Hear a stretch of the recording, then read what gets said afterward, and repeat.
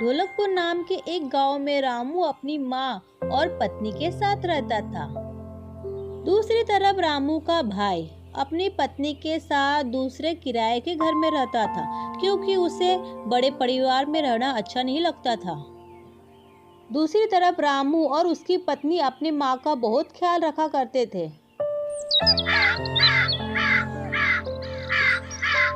सुनिए ना जी, आज मुझे अपनी माँ के घर जाना है। बहुत दिन से मैं नहीं गई हूँ। तुम्हें तो पता है ना, माँ कितनी बीमार रहती है। उन्हें इस हालत में अकेला छोड़ के जाना मुझे ठीक नहीं लगता है। भैया और भाभी को हम बोल देते हैं एक दिन के लिए माँ का ख्याल रखने के लिए, और वो मना भी नहीं करेंगे।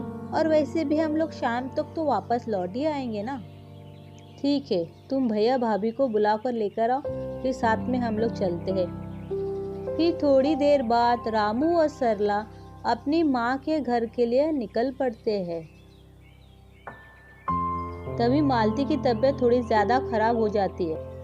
बहू, बड़ी बहू, बहू, बड़ी बहू। अरे बुढ़िया, क्यों चिल्ला रही है? क्या काम है? बड़ी बहू, मेरी तबीयत कुछ ठीक नहीं लग रहा है। मुझे ऐसा लग रहा है मेरा अंतिम समय आ गया है। मुझे तुम लोग को कुछ बताना है। तुम छोटे बेटे और बहू को बुला लाओ। मुझे तुम लोगों को एक जरूरी बात बताना है।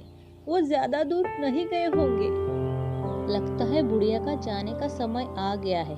मुझे लगता है ये जायदाद का बंटवारा करना चाहती है। यही सही समय।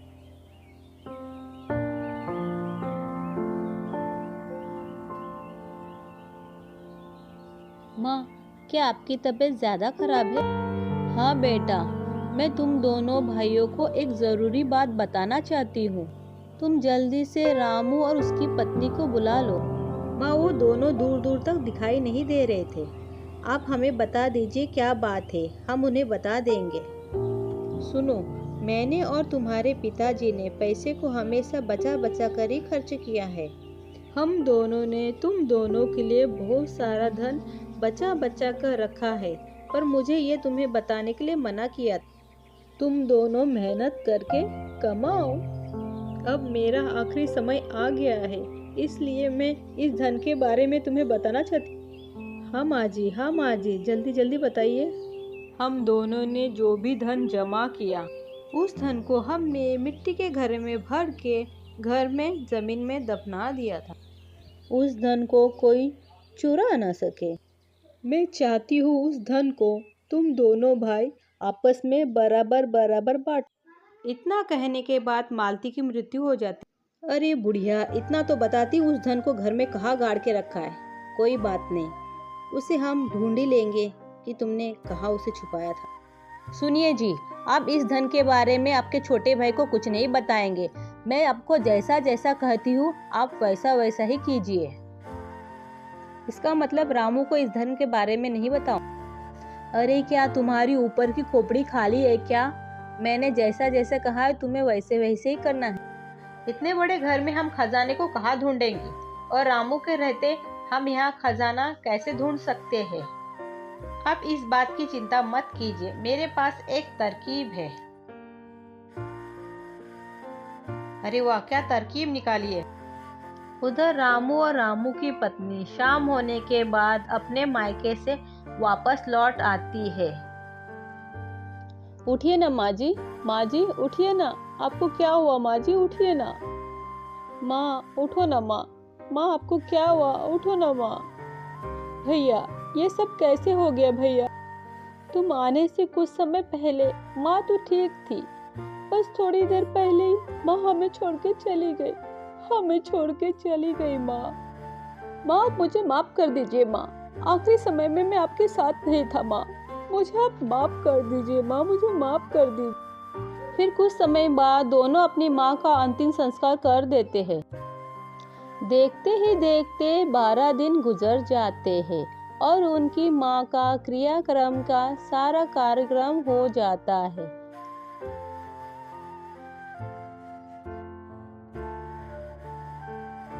देखो रामू, अभी देखते ही देखते माँ का क्रियाक्रम का सारा कार्यक्रम हो गया है।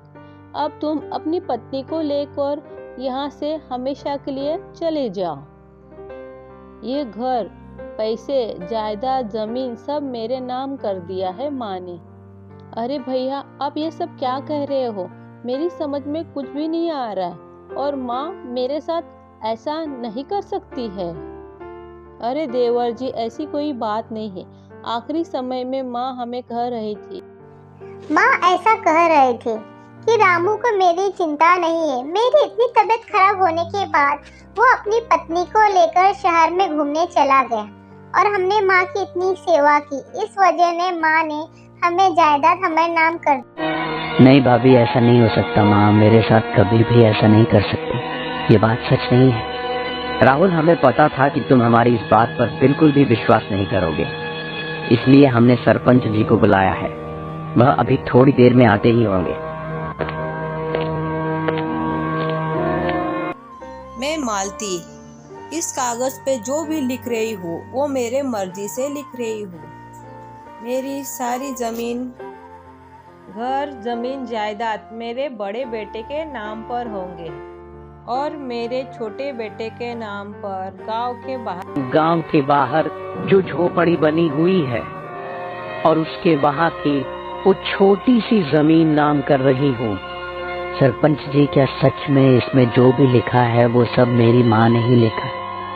हाँ बेटा, ये बात तो मेरे भी समझ में नहीं आ रही कि तुम्हारी माँ ने तुम्हारे साथ ऐसा क्यों किया, लेकिन यह सब तुम्हारी माँ ने लिखा है और नीचे अपना अंगूठा भी लगाया है। अरे सरपंच जी, इसकी वजह मैं बताता हूँ। मेरी माँ के ऊपर मेरा भाई और उसकी पत्नी बहुत अत्याचार करते थे। वो दोनों उनका ख्याल नहीं रखते थे। माँ की इतनी तबीयत खराब होने के बाद वो अपने ससुराल घूमने के लिए चला गया और इस बात से माँ बहुत नाराज थी। इस समय मैंने और मेरी पत्नी ने माँ का बहुत ख्याल रखा। इस वजह से माँ ने सारी जमीन जायदाद मेरे नाम पे कर दी। माँ हमारे साथ ऐसा नहीं कर सकती। मैंने और मेरी पत्नी ने माँ का बहुत ख्याल रखा है। हमारे साथ कभी भी ऐसा नहीं कर सकती, कभी नहीं। हाँ बेटा, लेकिन इस चीज में मैं भी कुछ नहीं कर सकता। तुम्हारी माँ ने इस वसीयत पर सब कुछ साफ साफ लिखा है और सबूत के तौर पर अपना अंगूठा भी लगाया है। सरपंच की यह बात सुनकर राजू और उसकी पत्नी दोनों बहुत खुश हो जाते हैं। सरपंच जी, अब आप ही राहुल को बोल दीजिए कि वह अपनी पत्नी को लेकर यहाँ से चला जाए। भैया, आप ये क्या बोल रहे हो? मैं आपका छोटा भाई हूँ, आप मेरे साथ ऐसा कैसे कर सकते हो? अगर माँ मुझसे नफरत करती थी तो कोई बात नहीं, लेकिन आप तो मुझे अपने पास रख सकते हो ना। सुनो बेटा राहुल, तुम्हारी माँ के वसीयत के मुताबिक गांव के बाहर वाली झोपड़ी और वहाँ की जमीन तुम्हारे नाम है, तो तुम अपनी पत्नी को वहाँ लेकर के चले जाओ। लेकिन सरपंच जी, वो झोपड़ी तो पूरी टूटी हुई है, वो बिल्कुल भी रहने लायक नहीं है। अरे तो इसमें हम क्या कर सकते हैं? तुमने माँ की जैसी सेवा की थी, माँ ने तुम दोनों को वैसा ही फल दिया है। हम दोनों ने जैसी सेवा की थी, माँ ने हम दोनों को वैसा फल दिया है। नहीं भाभी जी, आप लोग झूठ बोल रहे हो। माँ कभी भी हमारे साथ ऐसा नहीं कर सकती। माँ हम दोनों से बहुत प्यार करती थी और हम दोनों ने ही माँ की बहुत सेवा की थी। देखो सरपंच जी, आप इन दोनों से बोल दीजिए कि यह हम दोनों से यहाँ खड़े होकर बहस ना करें और चुपचाप यहाँ से अपना सामान लेकर चले जाएं।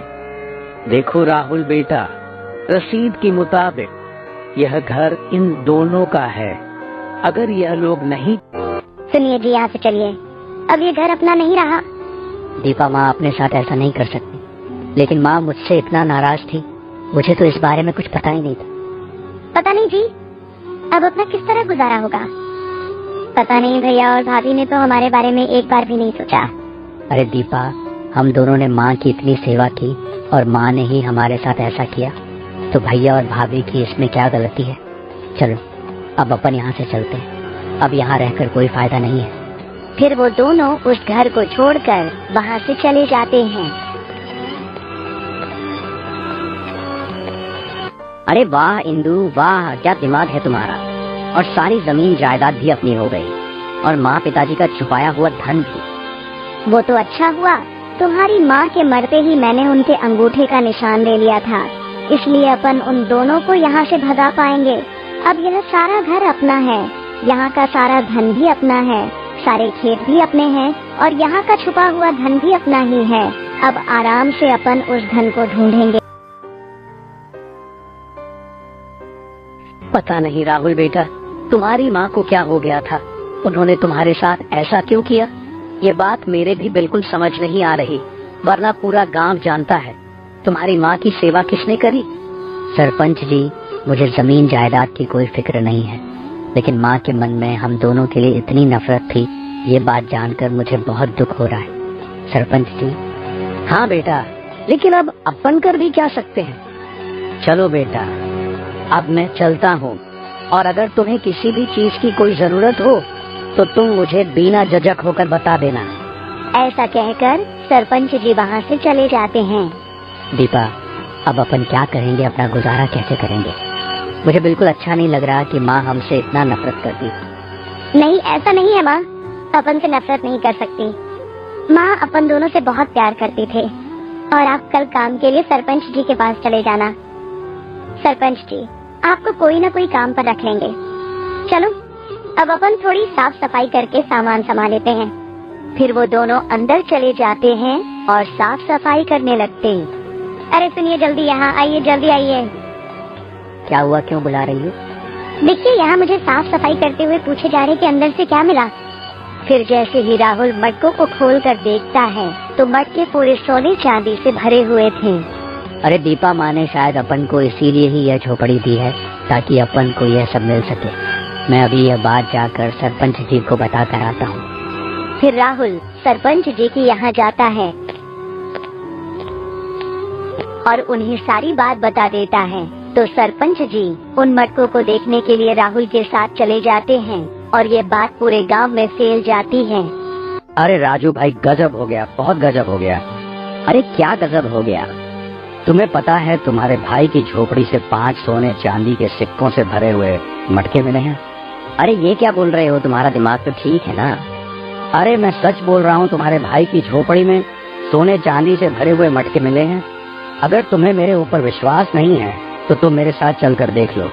ये बात गांव में सबको पता है और तुम्हें नहीं पता। चलो जल्दी चलो। इसका मतलब माँ ने सारे मटके उस झोपड़ी में ही छुपा रखे थे। चलो जल्दी चलो। फिर वह तीनों राहुल के यहाँ जाते हैं। ये सब मेरा है, ये सब मेरा है, और माँ ने इसे यहाँ झोपड़ी में छुपा कर रखा हुआ था। इसका मतलब भैया आपको इस खजाने के बारे में पता था? हाँ, मुझे पता था, माँ ने मुझे इस बारे में बताया था, लेकिन धन कहाँ पर छुपा रखा है ये नहीं बताया था। क्या भैया, लेकिन आपने तो मुझे इस बारे में कुछ बताया ही नहीं। आप कैसे भाई हो? मक्कार, लालची, धोखेबाज। अगर मैं तुम्हें बता देता तो तुम इसे कब का ले लेते। ये सब मेरा है, मैं इसे यहाँ से लेकर जाऊंगा। राजू, तुम इस धन को यहाँ से नहीं ले जा सकते, क्योंकि कानूनी तौर पर यह घर राहुल का है, तो यहाँ की सारी चीजें भी राहुल का है। अरे सरपंच जी, वो वसीयत पूरी नकली है, ये घर कोई राहुल के नाम नहीं है। माँ के मरने के बाद खाली पन्ने पर इंदु ने अंगूठे का निशान ले लिया था और उसकी मदद से सारी जमीन जायदाद हमारे नाम करवा ली थी। अरे वाह राजू बेटा, तुमने संपत्ति के लालच में आकर एक मरे हुए इंसान का अंगूठा लगवाया। सरपंच जी हमें माफ कर दीजिए, हमसे बहुत बड़ी गलती हो गई। तुम दोनों ने यह बहुत बड़ा अपराध किया है और तुम दोनों को इसकी सजा भी मैं दूंगा। मैं अभी पुलिस को बुलाता हूँ।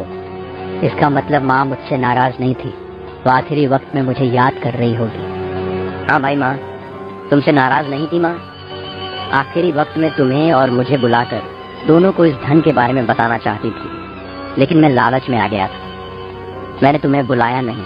मुझे माफ कर दे मेरे भाई। भैया, आपने मुझे संपत्ति नहीं दी, इसका मुझे कोई गम नहीं है, लेकिन आपने माँ के नाम पर मुझे इतना झूठ बोला, उसके लिए मैं आपको कभी माफ नहीं करूंगा। आप एक धोखेबाज, मक्कार और लालची भाई हो। बेहतर यही है आप यहाँ से चले जाओ। वीडियो अगर आप लोगों को अच्छा लगा फ्रेंड्स तो वीडियो को लाइक करें और चैनल को सब्सक्राइब करें। Thank you for watching video friends. Bye bye, मिलते हैं नेक्स्ट वीडियो में।